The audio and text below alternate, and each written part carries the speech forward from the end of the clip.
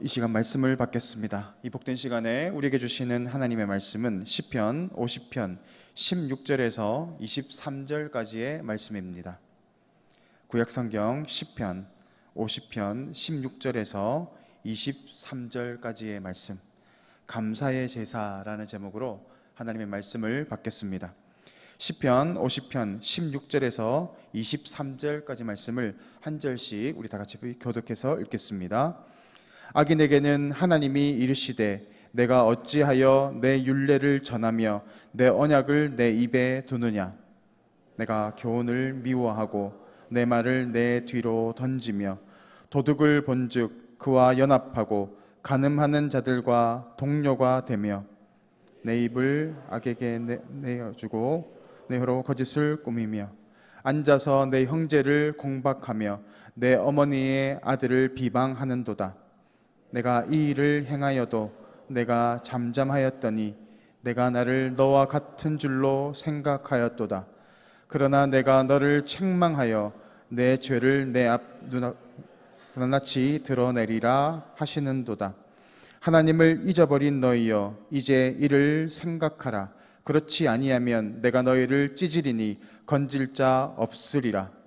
감사로 제사를 드리는 자가 나를 영화롭게 하나니 그의 행위를 옳게 하는 자에게 내가 하나님의 구원을 보이리라. 아멘. 오늘 본문의 말씀은 악인에게 하나님이 이르시되라고 말하고 있습니다. 악인에게 경고하고 있는 것입니다. 오늘 시편의 시인은 이 부분에서 이전에 있는 악인과 연결하여서 이야기하고 있습니다. 하나님은 백성을 하나님께 제사하고 또 영광을 돌리기 위해서 만드셨지만 그 악인들은 그렇게 살아가지 못했습니다. 그 이전의 악인의 모습은 하나님이 인정하지 못하거나 받아들일 수 없는 제사를 드렸던 예배자들이었습니다. 그러니까 한마디로 이야기하면 형식주의자였습니다. 그들은 하나님께 늘 예배를 드리고 번제를 드렸지만 하나님은 그들의 예배를 받을 수 없었습니다. 오늘 하나님은 동시에 악인을 이야기하시면서 22절 말씀과 연결하여서 하나님을 잊어버린 너희여라고 그들을 부르고 있습니다. 그러니까 오늘 하나님께서 지명하고 있는 악인의 모습은 하나님을 잊어버린 자들을 이야기하고 있는 것입니다. 잊어버린다라고 하는 것은 단지 깜빡했다, 놓쳤다 그런 의미가 아닙니다. 오늘 성경의 본문이 이야기하고 있는 하나님을 잊어버렸다라고 하는 것은 하나님을 알면서도 무시한다라는 의미의 단어입니다.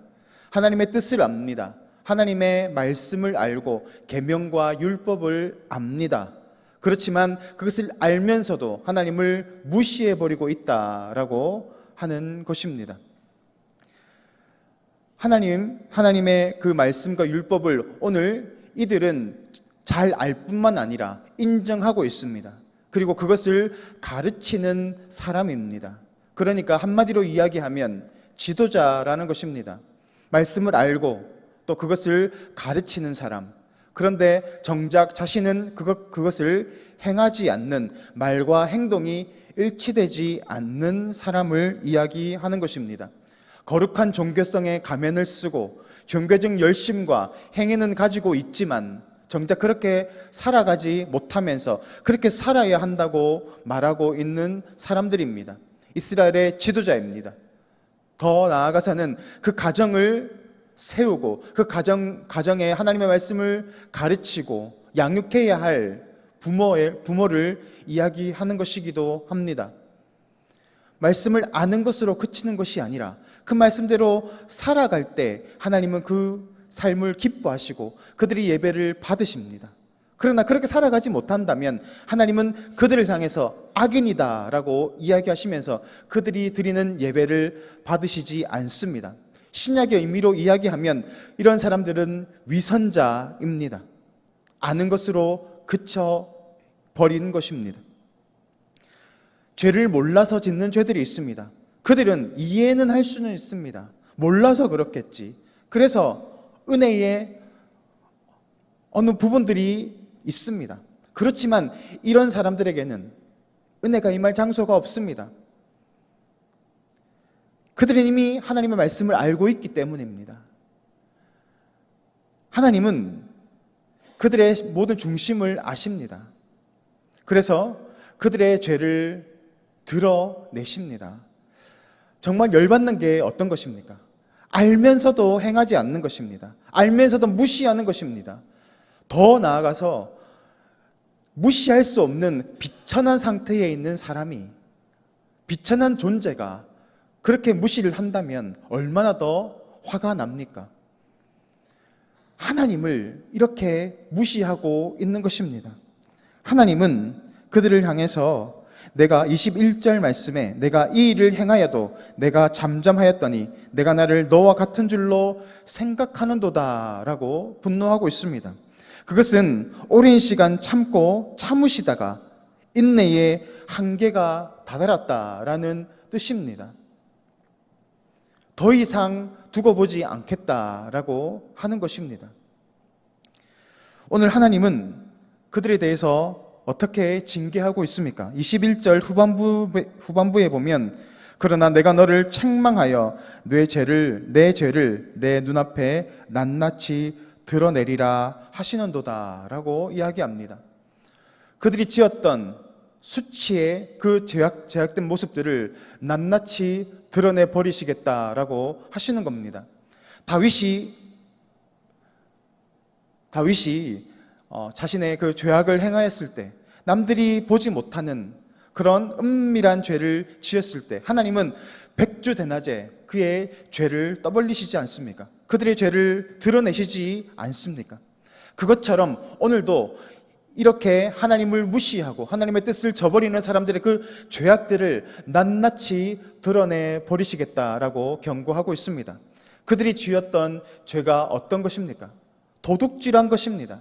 하나님의 것을 도둑질하고 내 자신의 이웃의 것들을 도둑질하였던 그 죄악들, 간음하였던 죄악들, 은밀한 죄악들 아닙니까? 드러내면 부끄러운 죄악들 아닙니까? 그런 죄악들을 드러내 버리시겠다. 그리고 뒤에서 비방하고 비난했던 그 모든 수치스러운 것들을 다 드러내 버리시겠다라고 이야기하고 있는 것입니다. 외식하는 자들에게 수치를 당하게 하실 뿐만이 아니라 동시에 찢어 버리실 것이라고 경고하고 있습니다. 여기에서 찢는다라는 것은 육식동물을 붙잡아서 그 살을 찢어서 먹어버린다라는 뜻입니다. 수치를 드러낼 뿐만이 아니라 다시는 재기할 수 없도록 완전히 망가뜨려 버리시겠다라고 하는 경고의 말씀입니다. 예전에 한 가수가 있습니다.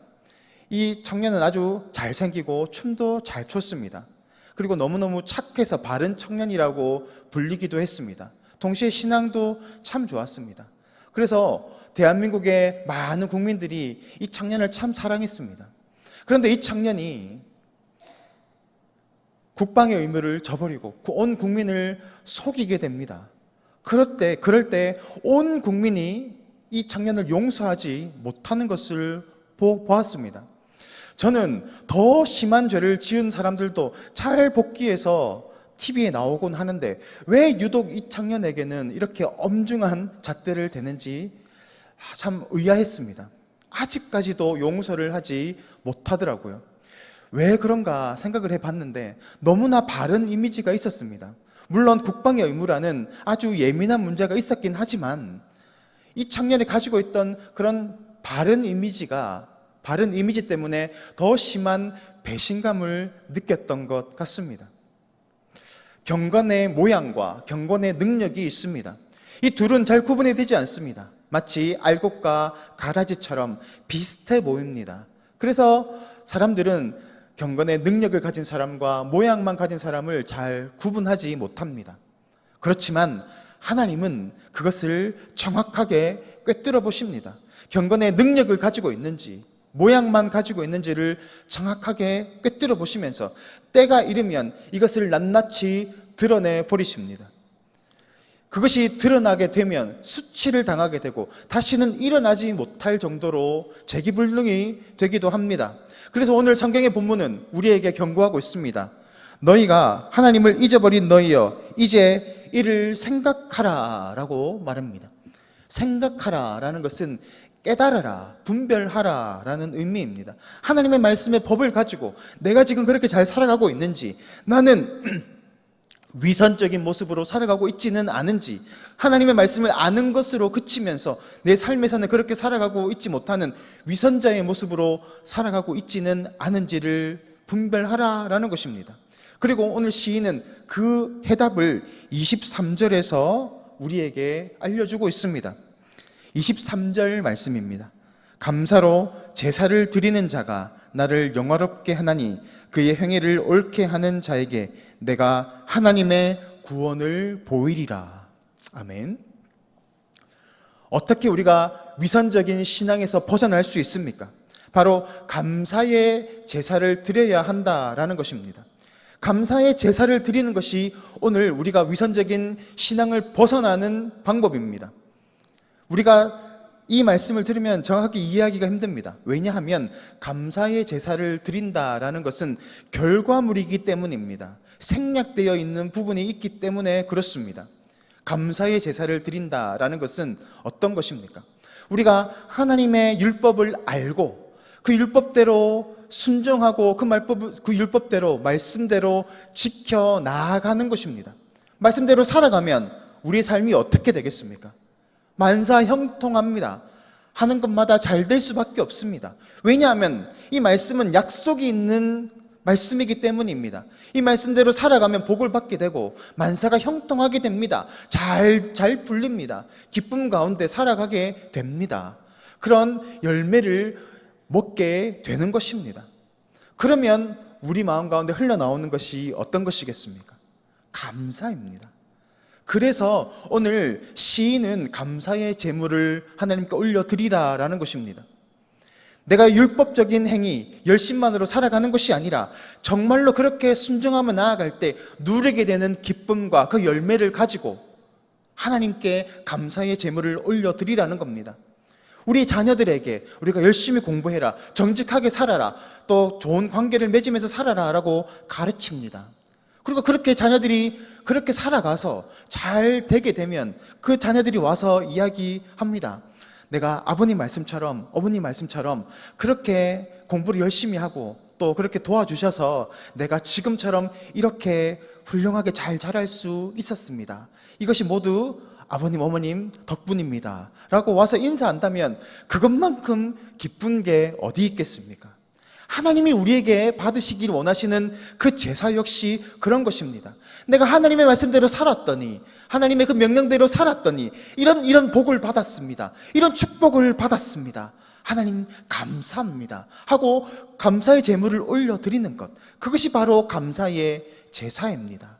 하나님이 우리에게 받기 원하시는 제사, 순양의 제사가 아니라, 화려한 제사가 아니라 하나님의 뜻대로 살았을 때 우리가 누리게 되는, 잘 되는 것, 형통하게 되는 그 것들을 누리며 올려드리는 이 감사의 제사를 하나님은 기뻐하신다라는 것입니다.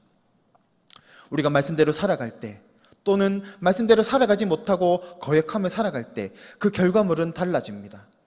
말씀대로 살아갈 때 감사의 제물로 하나님께 영광을 올려드릴 수 있지만 그렇게 살아가지 못한다면 우리는 위선적인 예배를 드릴 수밖에 없습니다.